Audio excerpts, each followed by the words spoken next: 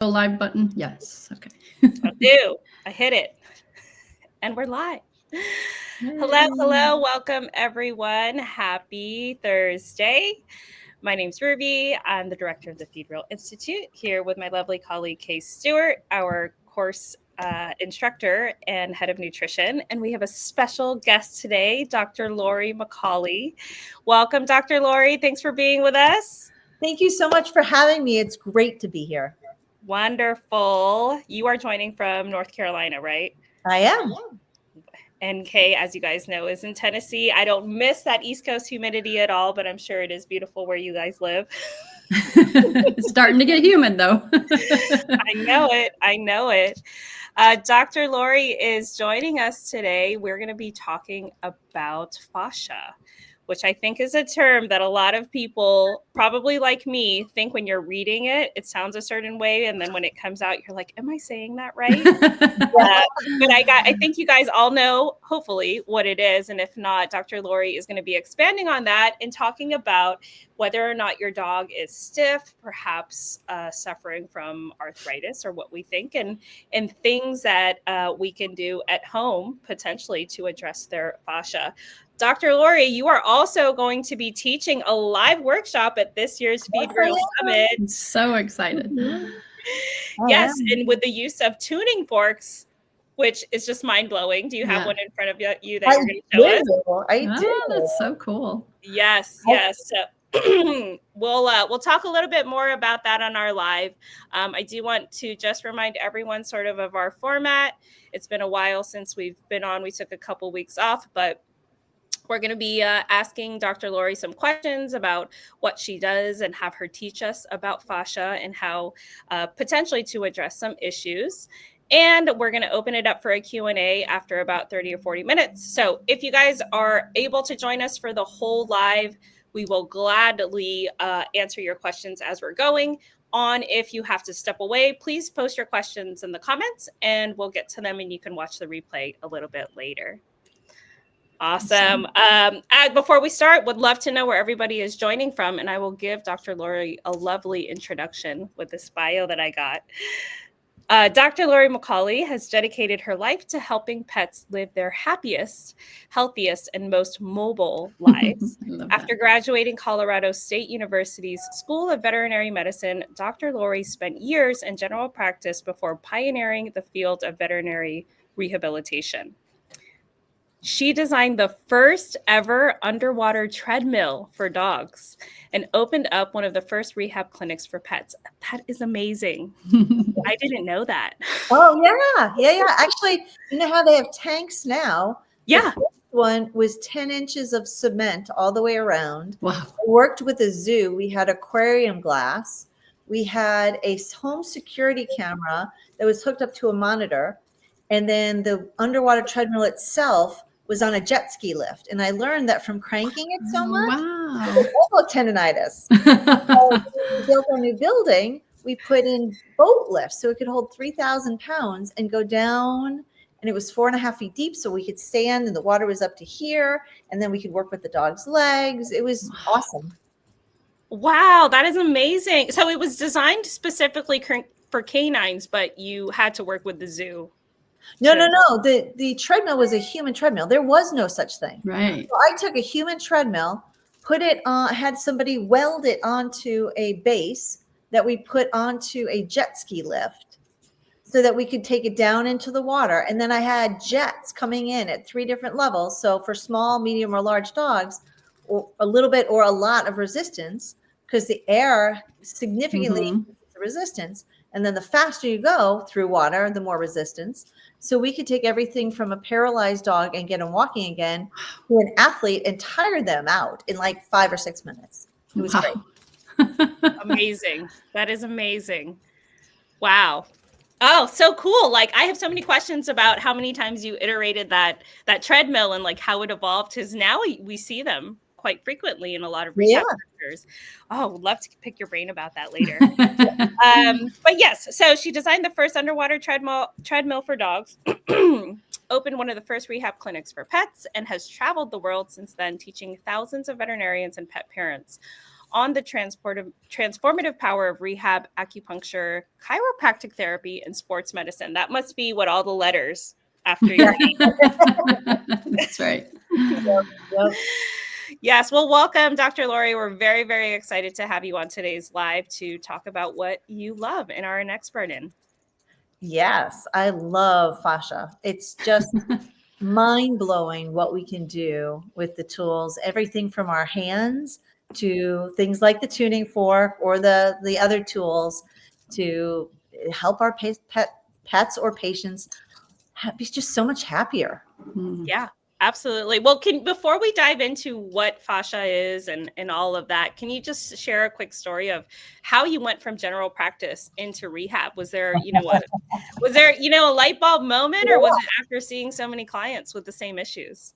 So it started out, you graduate vet school and you're like, oh my God, this is amazing, right? And you know the tip of the iceberg, right? Because they can only teach you so much in that many years. And then it was like, oh, every day, every case was cool. And then it was like one case a week was cool. And then it was one case a month was cool. And then I kind of got bored. I hate to say it, but it's like another dog with diarrhea, another cat that's vomiting, another spay, another neuter. And I had this like burning desire to learn acupuncture. Like I would dream about it, right? It was like, to me, God driven, like this is what you need to do. And I went to my boss and I said, I want to learn acupuncture. And he said, I don't believe in it. I won't give you the time off to learn it. If you do it, I won't refer to you. And it was like total line in the sand. Mm-hmm. And then I fell down the stairs at 3 o'clock in the morning, putting my dogs out. And I went to hurt my back, went to the chiropractor, and he couldn't fix me. He sent me to a surgeon who sent me to a physical therapist. And I went, oh my God, this is so cool. So this is why like the chiropractors do this stuff, but then you have to keep going back. You have to strengthen the muscles. You have to figure out what's going on and you balance the body. And I'm like, I'm going to take that course too. So I'm like, okay. So I called up, I don't know if you guys are old enough to remember Emergency Vets. It was like one of the first Animal Planet shows.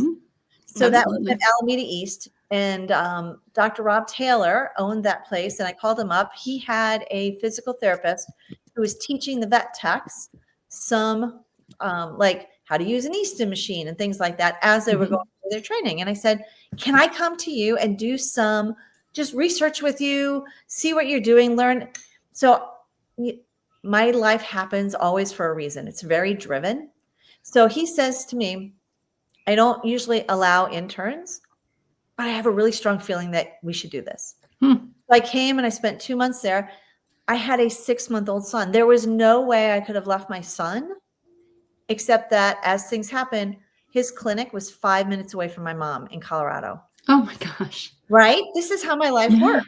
Wow. So we went, we did research together. I read every single physical therapy book I could get my hands on, talked to human physical therapists, work with them, came back, designed the first underwater treadmill, started this, was going to be, I had a 6-month-old son. You understand that? I was 2 days a week, 6 hours a day. That was it.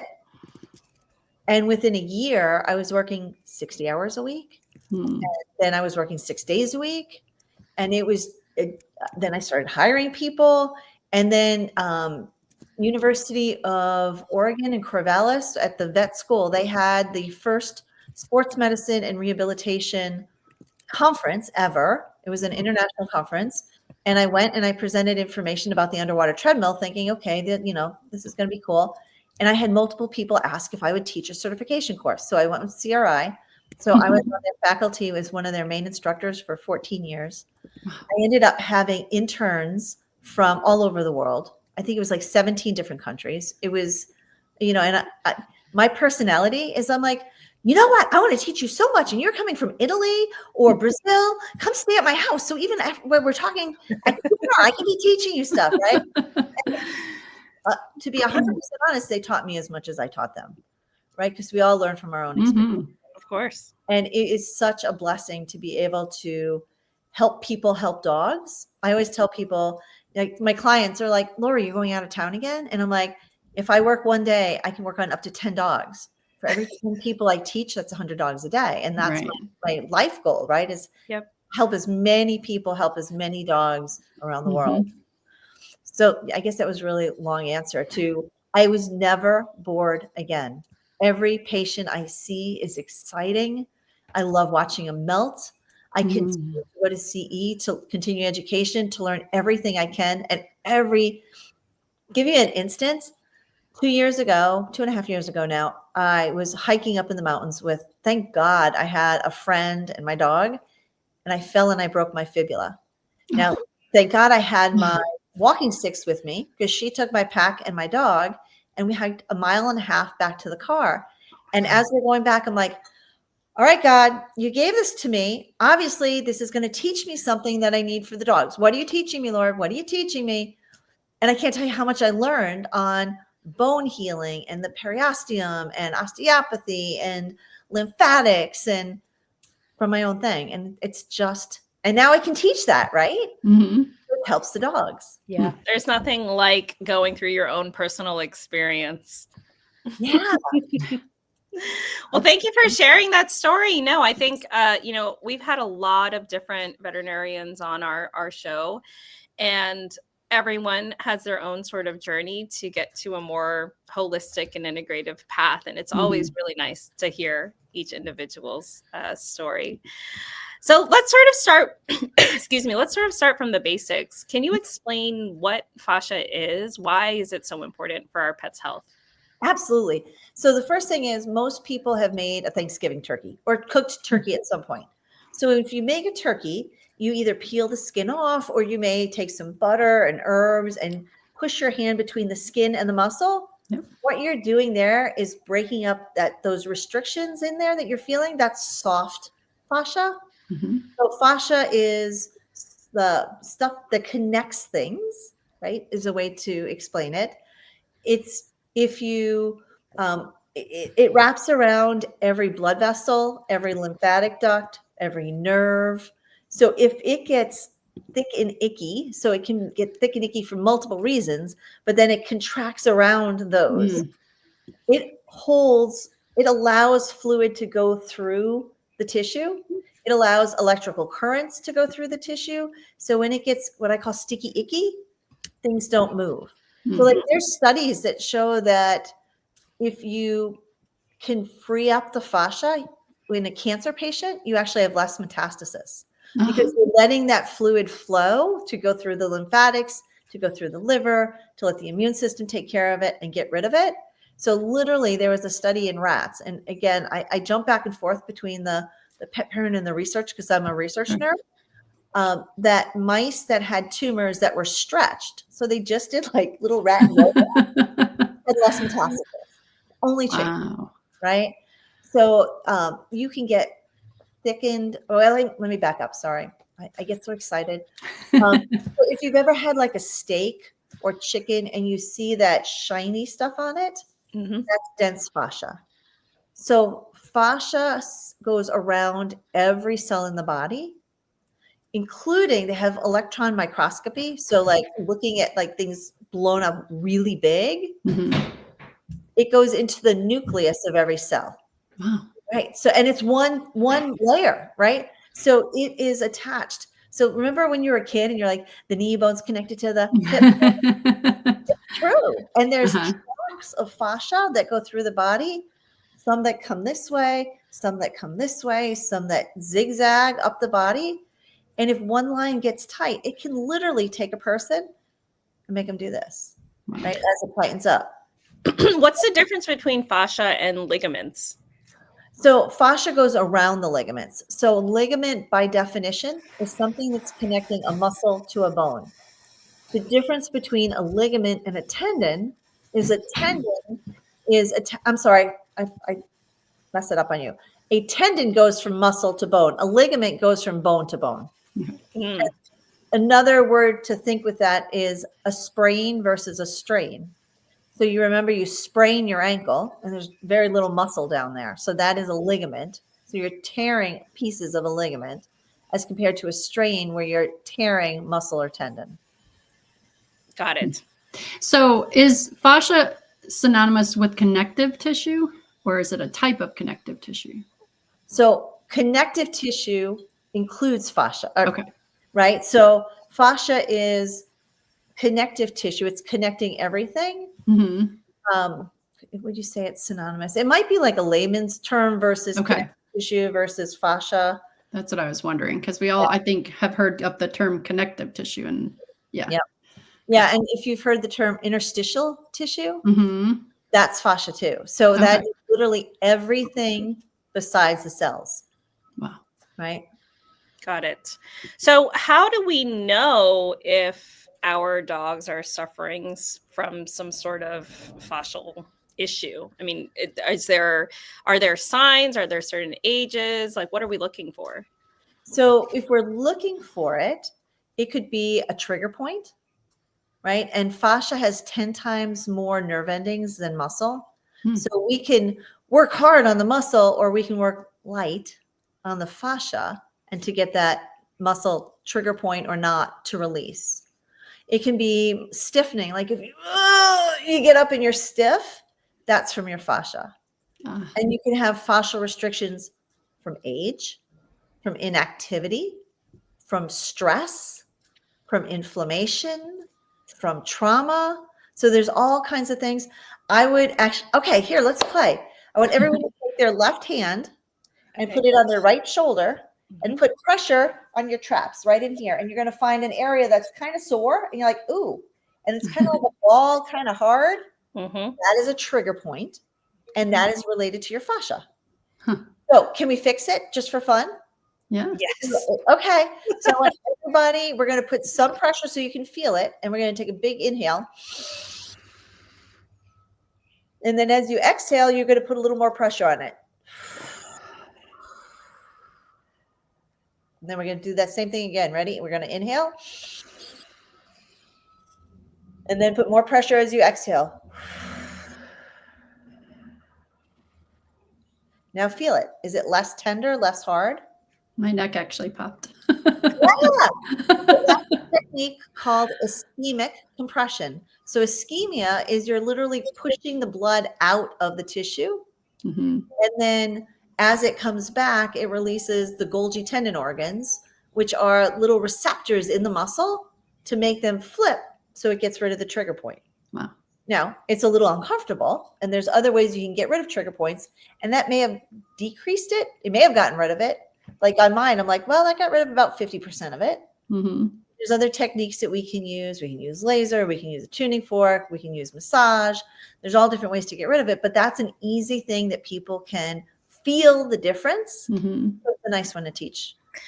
How does that translate to working with a dog, though, right? We can verbalize, oh, yeah, it's about 50% better. But, you know, are you seeing a visual relief when you work on these trigger points?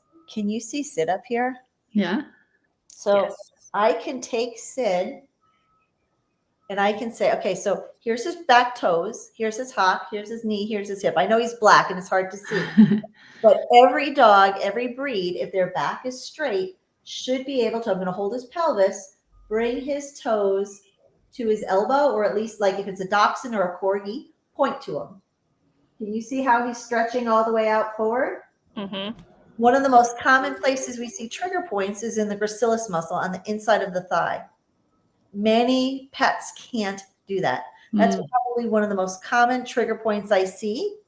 And if you're stretching it and they can't go, if you put your hand on the muscle, you can say, oh, wow, look at that hard ball, right? That round, hard point. That's the trigger point. Wow. So you can learn where the trigger points are, how to find them, and then fix them. And the dogs totally melt, right? So imagine if you've gone to a massage therapist and they're like, oh, you're really stiff here, blah, blah, blah, blah, blah. And then you're like, oh, you may fall asleep, you may relax. It's the same thing with the dogs. Awesome.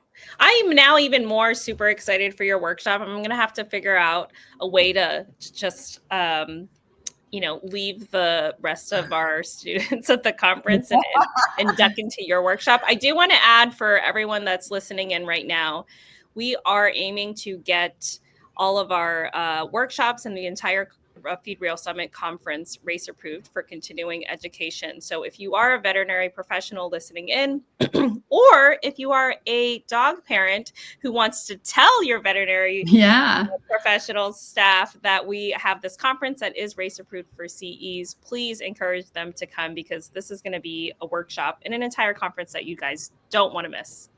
Very, very cool. Okay, so awesome. Trigger points.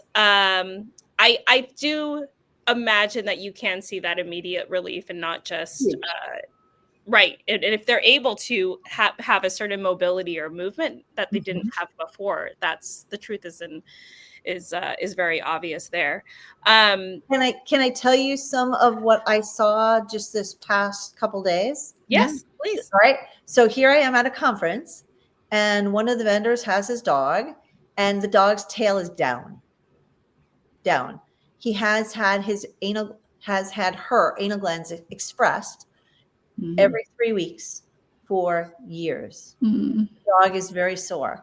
And Peter Tobias saw the dog and he said, well, the pelvis is sore. Have Dr. Laurie take a look at it. And in about 20 minutes, the dog's tail is up and wagging. The owner was like, oh my God, what did you do? Right? And all I did was I got rid of the fascial restrictions. Her pelvis was twisted. So if somebody said, what did you do? I could say I did chiropractic. Did I really? No. Right? Because I didn't put any hard thrusts in. I haven't done that in a long time. Not that it's not great. Just in my hands, I have found other techniques that work really well. But just doing that, the dog was much better. I had a lady who was in a tennis accident. And let's see if you can see. She said 20 years ago, she could only extend to here. And now she could get to here. And I think I worked on her for 5 to 10 minutes and she got to here. Wow. I had a lady that had arthritis in her hand, right? And she's like, yeah, I have a lot of restrictions. Again, 5 to 10 minutes with the tuning fork. And she's like, oh my God, it's been so long.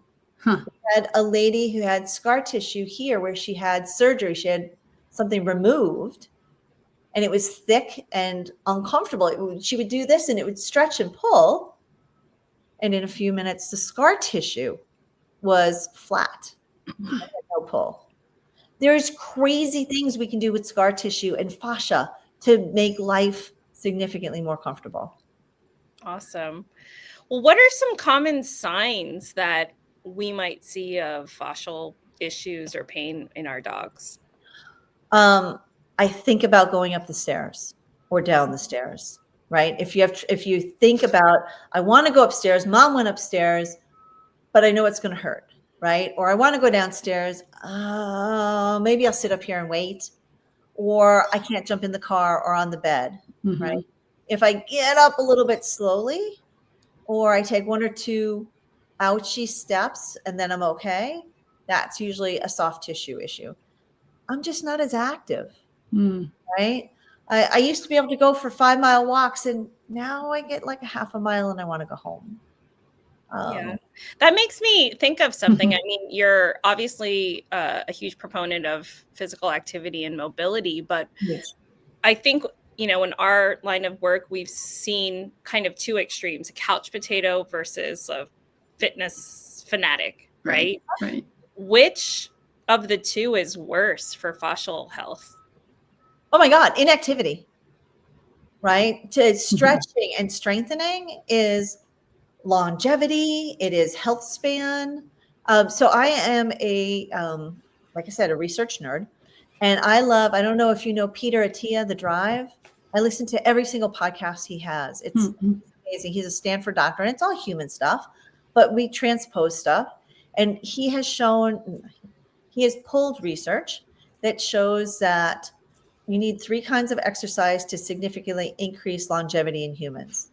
You need balance and proprioception, right? So that would be like dancing or yoga, tai chi, anything like that.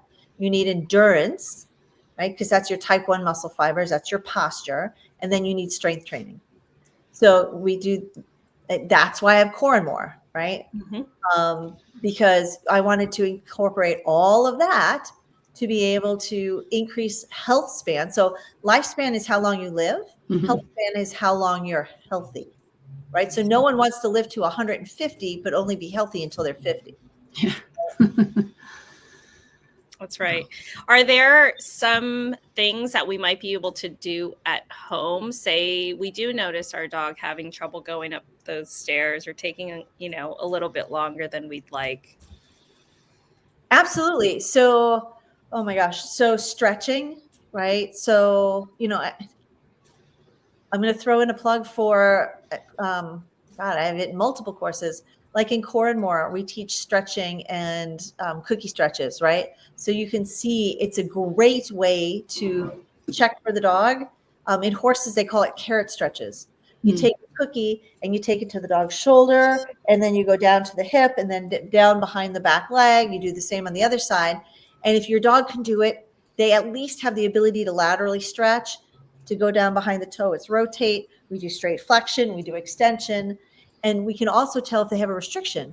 If they look at the cookie, but they can't get there, that means they can't get there. There's a restriction.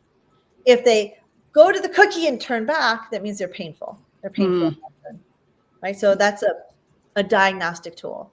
That course is called Core and More? Core and More foundational exercises for your dog. Nice. And so that's for pet parents. That is for pet parents, right? The version that has more information and is for the professionals is Optimum geriatric exercises. But it's 24 exercises in a progression, so you can't cheat and go to the end. And it teaches not just how to do the exercises, but when to do them, when not to do them. So what the contraindications are, the red flags. Oh my God, if my dog does blank while I'm doing it, I need to stop or stop and go to the vet. Biomechanics for the person, because I don't want them to hurt themselves while trying to help their dog. When to end. This is so easy for them. Now we need to progress to this one. And just lots and lots of info. Oh, and how the dogs cheat, right? I've been doing this for almost 30 years. I started rehab in 98, so a very long time. And how the dogs cheat and how to outthink them. I love that. Yeah.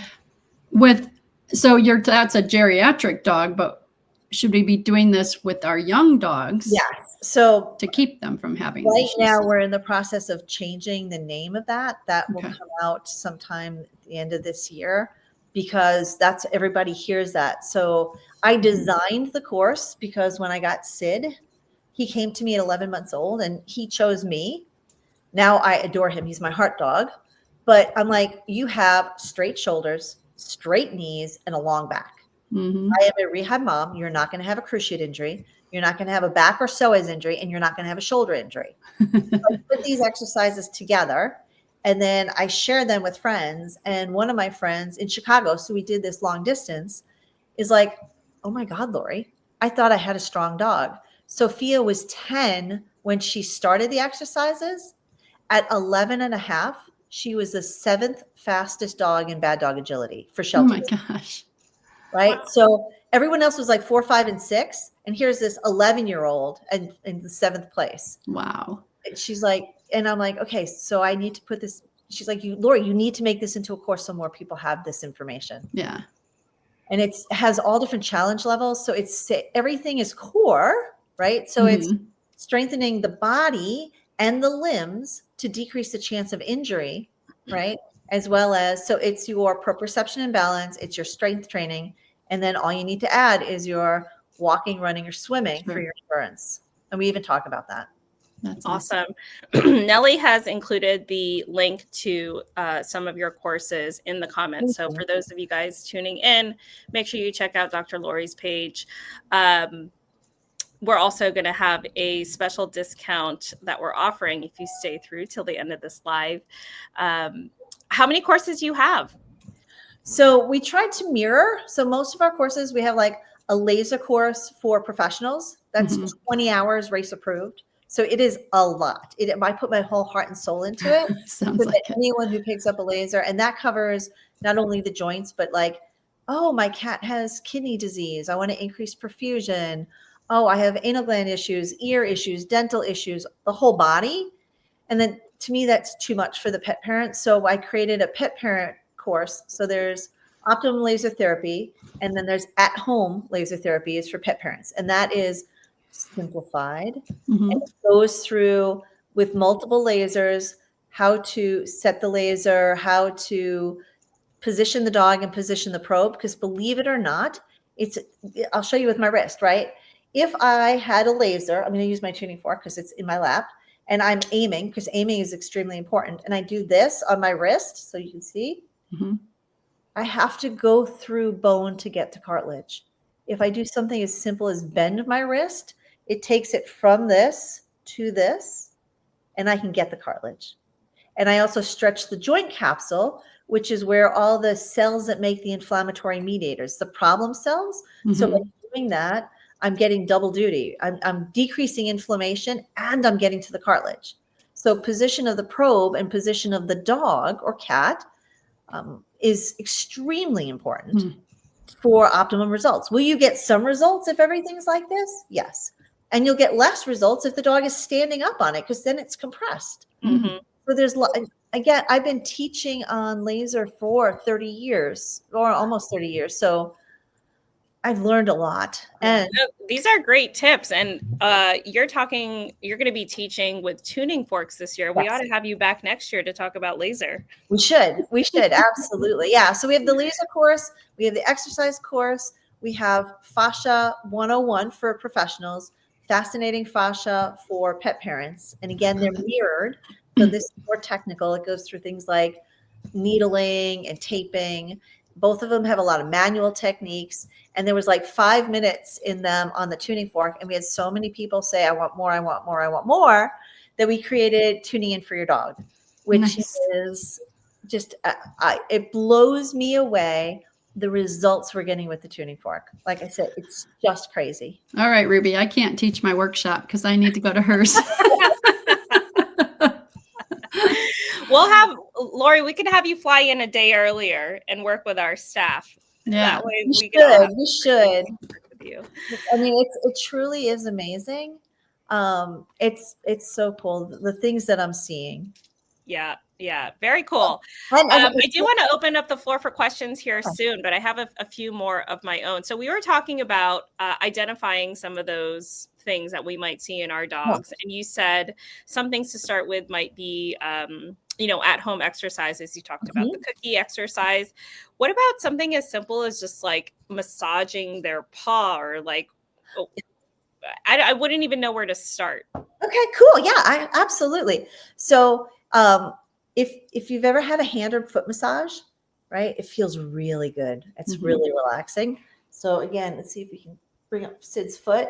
So here's his little toes, right? Here's his metatarsal pad. If I come in here and rub right in front of that, he's pulling away because he's like, "Oh, mom, you're touching my foot." That's what I'm thinking.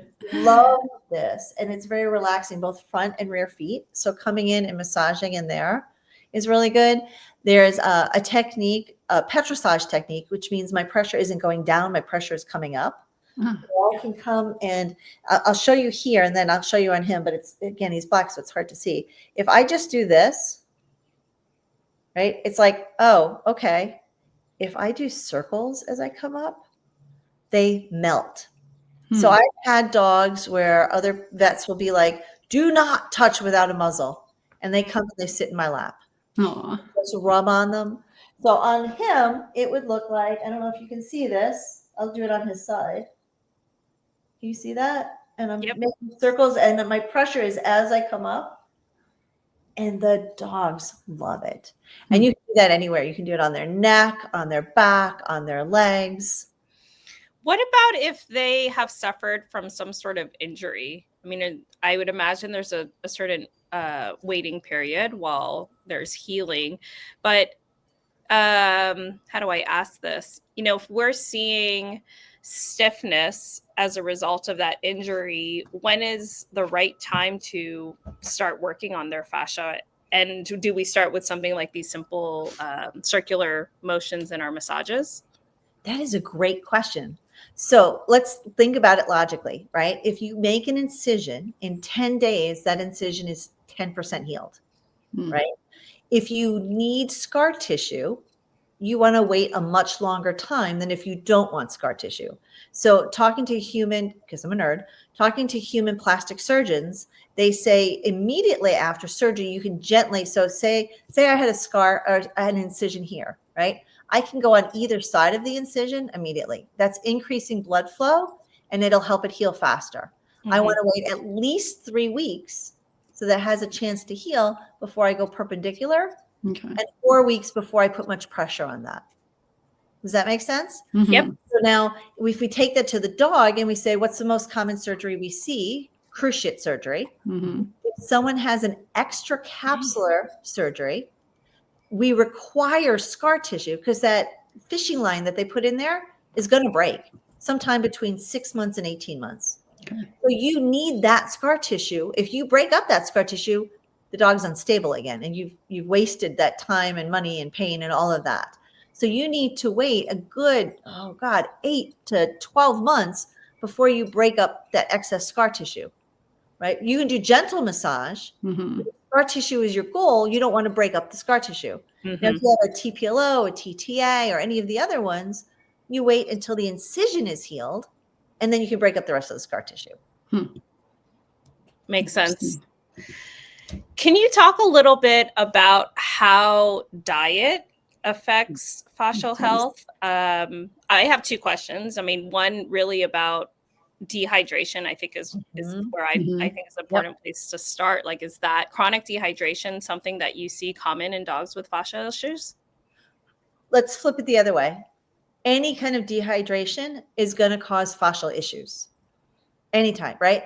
So one of the things we do with the tuning fork when I explain to people how to use it is I activate it and I put it on top of their head, which is an acupuncture point, GB20. It's also the coronal suture. So the place where bones come together and you have the bones that do this rather than fuse, right? So I can tell if they're stressed or dehydrated. Because if they are, they have a fascial restriction above their cranium. So on top of their skull, between the skull and the hair or about the skin, and the tuning fork will vibrate and then stop. Oh, wow. Whereas if I put it on their shoulder where they don't have a fascial restriction, it'll vibrate for 20, 30, 40 seconds before it stops. So the tuning fork is a diagnostic tool as well as a therapeutic tool to say, oh, my dog may be stiff in the hips. So I'm going to take the tuning fork, and if I slide it down and there's no restrictions, right? So if I slide it on my hand and there's no restrictions, it slides, my fascia is good. If I put it on my neck and I happen to have a trigger point there, it's going to be like it's sitting in peanut butter. It's just not going to go. It's going to go and stop, and then this will dampen much quicker. Wow. It's cool. So cool. So cool. So what about diet? You know, what's your recommendation? Healthy, no processed. Right? So I have to, everyone has their own time constraints and financial constraints, right? I would never I would never choose to have my kids fast food, right? There are kibbles out there that are like fast food. My dogs are on raw. And I will tell you, let me tell you that story. I went through vet school, and now granted, I graduated in 1992. Things have changed.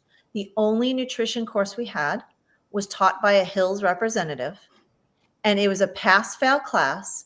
And they said, we've written this book, and we want you to read this book. Now, we're going to grade you on if you edit a chapter in the book for us. If you edit a chapter in the book for us, you pass. Wow. If you don't edit a chapter for us, you fail. Whether you read the rest of the book or not is up to you. Wow. Right. And then the school got free food, and then they made a profit by selling it to us at about half price. So everybody Hills must be great because that's what the school recommends. When I started rehab, I had a lot of geriatric dogs, and the dogs that came in at 16, 17, 18, 19, 20 years old, at least 80% of them were on raw. And I said, I need to know more about this. And I've been feeding my dogs raw ever since. Now, everyone has their own time constraints and financial constraints. Right. Some people can't do it, and you find the best you can do for your dog the same way you find the best you can for your kids, right? You don't Sure. want to feed them McDonald's and processed sandwich meats and stuff like that. You want fruits and vegetables and good protein sources and all of that. And yes, it makes a huge difference in the fascia. Yeah, well, absolutely. And just to sort of connect the dots, stating the obvious here, if you are constantly feeding yourself or your dog dry food, Yeah. they're more likely to be chronically dehydrated and Mm-hmm. suffer from, not just the muscle stiffness and these issues, but all these other health issues that Kay has written hundreds of articles about. Listen, processed food increases inflammation. And can we take it one step further? White fat, right? Yeah. More than 66% of American dogs are either overweight or obese. We have the Purina lifespan study, lifespan study. Yeah. That looked at, let's take pet weight dogs, so not overweight, just pet weight dogs, and then they split litters, and the other half of the litter got 25% less. So they were lean. Those were our marathon runners. On average, they lived 2 years longer, way less osteoarthritis. And this is feeding a kibble, right? Right. Way less metabolic disease, so much healthier. And I always tell people, you have the choice every day you wake up, right? And we have the choice. We can either get smarter or stupider. Am I going to learn something today? Get stronger or weaker, right? And it's the same thing with our dogs. Are we going to walk them? Are we going to do exercises? Are we going to engage their brain? Or are we going to let them sit and hang out and listen to the radio during the day, right? Yeah. And again, if you work all day, come home and take your dog for a walk. Yeah. And then it'd be great for you too. That fresh air, the walk. I mean, it benefits everyone. I have a client that has poodles that I had a bicep tendon issue. And I said, you need to walk tilt. You need to walk tilt. And she's in a independent living facility.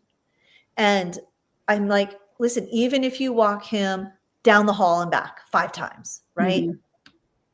I saw her like a month later, and she's like, we're up to walking once a day and my hip doesn't hurt anymore. Aww. Within 3 months, she was like, we're up to 3 miles a day and I have no pain and I'm getting my friends to walk with me. Amazing. Right? I mean, it's so good for everybody. Yeah.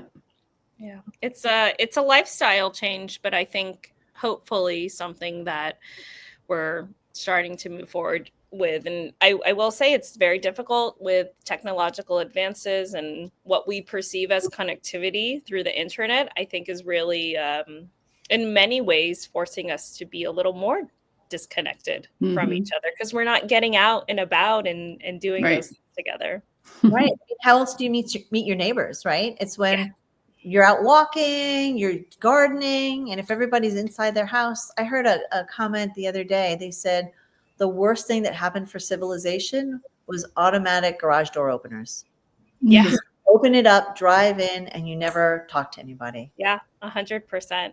So this has just been sitting in my head since you mentioned it. Have you visited your alma mater, Colorado State? Are they still sponsored by Hills and giving out free food and only have one nutrition course in the? I'm sure they have more.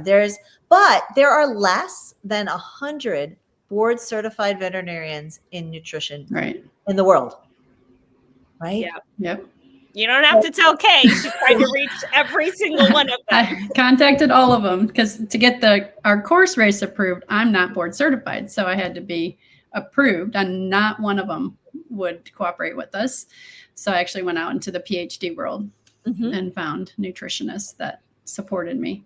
So yes, I'm well aware of how many there are. Yeah. Do you recall which chapter you edited? Oh no, I graduated in 92. That was a and it wasn't even our senior year. I think it was like our sophomore year, it was our sophomore year. Yeah. Yeah. So I went to vet tech school at Purdue, and I graduated in the early 80s. And Purina was their sponsoring school. Yeah. I mean, it's great marketing for them, right? Absolutely. Well, and what's funny is I tried to do an article about it, and they've got it very well hidden now. in the veterinary schools. It's not, Oh, I mean, it sure. used to be like proudly sponsored by, you know, Right. and now they've realized that that's not the way to go. So you really have to dig deep to see who sponsors whom. But Well, and like I said, I know a lot of the schools have someone who does nutrition, or they bring someone in to do a class or something like that. So the kids are getting more, I mean, no disrespect. The right. veterinary students are getting more education now than we did a long time ago. So it's going in the right direction. But I don't know if that's true, because I went to the student chapter of the AVMA SAVMA conference the last 2 years, and all the students I talked to, they're like, you know, it's not a core competency. It's Right. not, you know, we might get 1 or 2 lectures about cats and dogs. It's more feedlot. And so I don't feel like it's come as far as it should, unfortunately. I agree. And again, I'm going to bring up Peter Attia. He says that in the medical schools, they learn nothing in nutrition. Yeah. Right. So they learn drugs, In lots of human drugs, medicine. in human medicine. Yeah. Right. Yeah. And not preventative care. Right. So it's up to us to educate. And Yes. that's what I tell my clients all the time. You know, they'll ask me questions on whatever, and I'll say, and that's why I teach, right? Because I've learned this over the years from experience. Can I throw one other thing in there? And as a tech, you'll understand this. Right now, they're saying the average veterinary lifespan, work span, is 5 years, and technicians are 7 years. Wow. Burning out. So you're not even getting the 10, 20, 30, 40 years of experience Yeah. there. The people are giving up, which is really sad. Do you think that is that because they're seeing the same issues over and over again and it gets boring, or burning out because they don't know how to address these diseases? I think there's a lot of issues. I think, you know, and I'm the wrong one to ask, right? Because I've been doing this since 92 and I love what I do. People ask me when I'll retire, and I say the day before I die. Otherwise, right? I think there's a lot of stress. I think there's a lot of social media issues, right? There's the whole, that part of it. How much do you tell, right? The vet schools are significantly increasing the number of students. And then you question how much infrastructure is changing, right? Not as much as maybe it should. We've got 12 new vet schools that are going to be that are coming in within the next decade. They're all applying for accreditation. So we're going to have more schools. We're going to have more students. But you still need the experience. Yeah. That's a tough one. It is. It really is. And that's why I teach. Yeah. Well, and I think if the more that we can give the information on health span, the more satisfying that job's going to be for them. Yes. And that's why when I, talk to them about feeding real food, it's just trying to break through that barrier of, they've been so indoctrinated into kibble. It's really, really hard. And I think they're scared to try something new. I think it's becoming in human medicine as well as animal medicine. The pet parent, right, as an advocate for their patient. Yeah. And I tell my clients, never believe 100% of what I say, because we practice medicine. Right. My rule is I am a small part of the team. You are the head leader of the team. As your pet's advocate, I will gather as much information as you can from everyone you can, and then make an educated decision the same way you would for your child. And that means if you have something and you don't like it, right, or it doesn't feel right in your heart or your gut, get another opinion. Right. Absolutely. Yep. And that's the best that we can do. And it's very, very much like people don't understand consumer buying power. The more you ask for something or require it, those that are providing those services are going to have to eventually learn how to better support you. Yeah. Speak up when you, and I really do believe that about when something doesn't feel right in your gut, ask somebody else, go elsewhere. So that's really great advice. Great advice, Dr. Laurie. We're almost out of time here. Again, if you guys have any questions about fascia, please feel free to drop them in the comments so we can get to them. I do want to remind everyone for our Feed Real Summit this October, workshops are first come, first serve. So Dr. Laurie is going to be teaching our workshop using tuning forks, which is going to be so cool. This is one of our 3 interactive workshops. Kay's teaching our other workshop on how to feed fresh food on a budget. And Dr. Linda Loudon is going to have a workshop on emergency preparedness at home. But these 3 workshops run concurrently. So if you want to join in on any of these workshops, especially Dr. Laurie's, you got to have a ticket first so that you can choose which workshop you're going to be attending. First come, first serve. The summit is October 11th, 12th here in sunny San Diego. And if you head over to the site, we do have a new option now to get your tickets on a payment plan. So if you're looking at, wow, October is kind of far away, I don't want to pay for all of this up front, do the payment plan so at least you can secure your spot in Dr. Laurie's workshop. Nice. Hey, did you have any questions that I might have missed? I totally was like,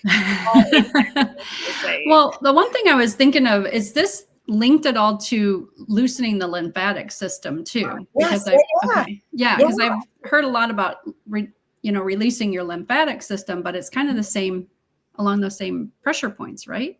It is you can use that too. Okay. Tuning fork. So 75% of your lymph comes through your thoracic duct, which is on your left side. Yeah. So before you were born, everything is 50-50. And the minute you're born, a whole bunch of ducts close up. So 75% comes on the left side, and then the right side is only the right half of your head, your right arm, and your right chest. And think about if you have a hose, if you have the nozzle on the end, it doesn't matter how much fluid is behind it, it can't come out. Right. So you can get rid of the swelling. Right. So by clearing the lymphatics, the thoracic duct and the terminal duct, and then working on the lymph nodes, you can clear. So do we have time to tell a quick story? Yeah, we do. Okay. So I learned about the tuning fork from Patrice Corticus, who's amazing. She's up in Eugene, Oregon. And I had broken my fibula. We talked about that. And my ankle was swollen. And I'm a rehab vet. So I was doing laser, PEMF, massage, CO2 therapy, and the swelling was huge. And my physical therapist said, it'll take a year to a year and a half to go away. 3 months into it, I go to this course, and Patrice says, I'll work on you with the tuning fork. And in 72 hours, 80% of the fluid will be gone. And 3 weeks later, the rest of it will be gone because we got to clear your lymphatics. And she was spot on. And I said, oh my God, this is amazing. This is what I learned, right? I got rid of the swelling. And now I teach my clients how with the tuning fork to clear the thoracic and terminal duct, clear the lymph nodes, and the swelling goes away. And that's the same for dogs, that 75-25? Yep. Interesting. Yep. That's really interesting. And we can do things like use a tuning fork to clear the diaphragm so they can breathe better, right? So that they can be more active. So our athletes have better times because they can more lung capacity so that, it just, the whole body works better. Wow. Oh, can I give you that tip? If you want to help with your lymphatics, when you take a deep breath, do it with me. And you hold it. What you're doing is you're creating negative pressure. Okay, you can release it. I don't want you to you create negative pressure, and that pulls that icky, sticky stuff out of your thoracic duct and your terminal duct. So people who go running and stuff like that are going to have better lymphatics because if they're busy, right, or working out, that is going to help with the lymphatics. There's so much to teach. Yeah, so it's all connected there, and so exciting. Very cool. We did have a question from Camila Hernandez. How is the veterinary world evolving in its understanding of fascia and the use of tuning forks compared to human medicine? That is a great question. So I am doing everything I can. Every time, like I was just at the conference where I was talking to human PTs, and I'm telling them, like, my brother-in-law had I never remember the name, a disease where you have scar tissue on your tendons and your fingers curl. Oh yeah. My sister has that. Yeah. Yes. Okay. So I was with him at Christmas and he's like, can the tuning fork help this? And I'm like, yeah, we use, actually, see, this is why I brought the lapis. I'll show you guys the lapis lazuli versus amethyst. Oh, wow. So this one's wonderful and is best for soft tissue. The lapis is best for scar tissue. And I'm like, let's try it. And I swear to God, within 4 days of him doing this, because he was just hanging out like, this is really cool. It's going down. Not only did he have, and like his physical therapist was like, we can do surgery or we can inject collagenase into that scar tissue, but it'll come back in 6 to 18 months. Mm-hmm. He had full extension and you could barely feel the scar tissue. That's so amazing. I'm doing everything I can to teach as many people as I can. And like, I was just talking to someone who works at NASA and I'm like, you guys have money and you guys have really smart people. Is there a way that we can figure out how to do some kind of research project to prove to people what this thing can do? It's truly amazing. So how is the veterinary world evolving? It is me teaching. And as much as I'm back on the lecture circuit because this is so cool and we want as many people as can know about it. Yeah. To start working with dogs and humans. And I can tell you every single one of the people who I have worked with is using it on themselves as well as their dog. Of course. I bet. And at the workshop at the Feed Real Summit, we're not going to be able to have 70 dogs in each of our workshops. So we're going to be able to basically practice on each other. Yes. Right? Yeah. Awesome. And sorry, Jane asked if you can ship tuning forks internationally. I can't, but if you buy the course, so let me explain that. And thank you, Jay. This is a great introduction to this. In the tuning fork course, you can buy really cheap, really bad tuning forks that will not work. Right? I tried one. I'm like, let me try this really cheap one. It was not good. So I bought a lot of really good ones, and I get them literally by the 100, and I get them with the amethyst tip so that people can use it. Because I never want anyone to say Laurie taught me wrong or this didn't work.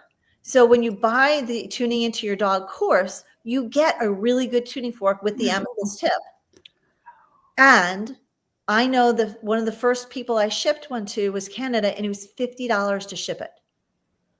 So, and we include shipping in the price of the course, right? So people are like, well, I'm in England, I'm in Poland, and I'm like, with that and the tariffs, and it's just really scary for me. But for Jane, if you know someone in the States, and you bought the course, I am super happy to send them the tuning fork. Just email us, support@optimumpetvitality.com, and we will ship it to your friend, and they can ship it to you. And they'll have to visit you wherever you are. Yeah.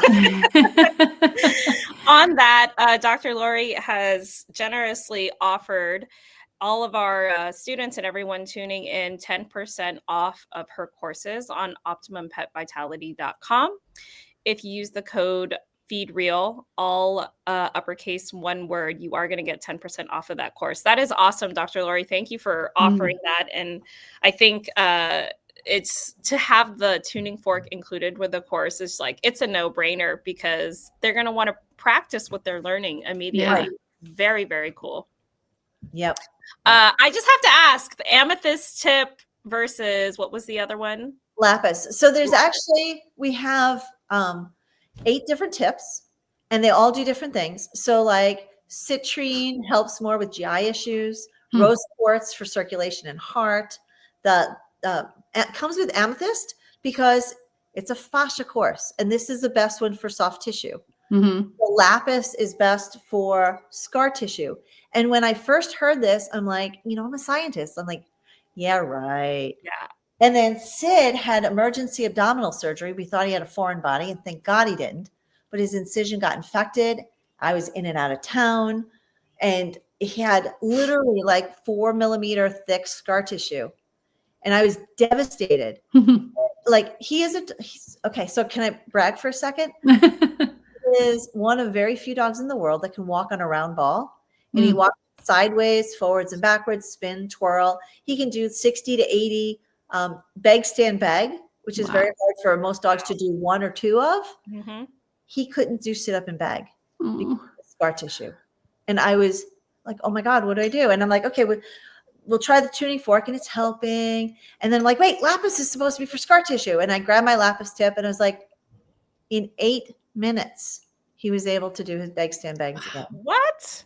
And I'm like, okay, so let me see this. So I stimulate the tuning fork and I put it on me.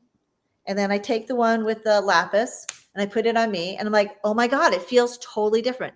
Tuning fork is exactly the same. You get a little Allen wrench and you can change the screw and take the tip off and put other tips on. That's what I wondered. Okay. And then I had a vet friend of mine who I work with when I go down and work at LSU, the vet school, said, Laurie, I'm a Stony. Of course they have different effects with the vibration coming Different through. vibration. They Yeah. have different hardness. They're, is it made of calcium? They have different components. Yeah. Vibration coming through it is going to have a different effect. That's so And amazing. I have a client who does tuning fork work for humans, and she does it in the bio field, right? Whereas I do it on the tissue. Okay, you work on me, I work on you, we teach each other, right? We always want to learn. And she came to me and I went to work on her and she's like, yeah, I'm having these stomach issues. And I'm like, okay, citrine is good for GI issues. Within like 3 or 4 minutes of working on her abdomen, you hear gurgle, gurgle, gurgle, gurgle. She's like, oh my God, this is amazing. So it's fascinating. Super cool. That is awesome. Thank you. Thank you for sharing that and all the tips that you shared today. We are really, really excited for you to come to San Diego. And I hope everyone on our live enjoyed a lot, bits and pieces of this information. Really, I mean, there's so much to cover, so I can see how valuable your courses are. Yeah. So excited. Fun. Thank you again. Thank you all for joining us today. Hope you have a good rest of your Thursday and a wonderful weekend. And we will catch you next time. Thank you. Bye.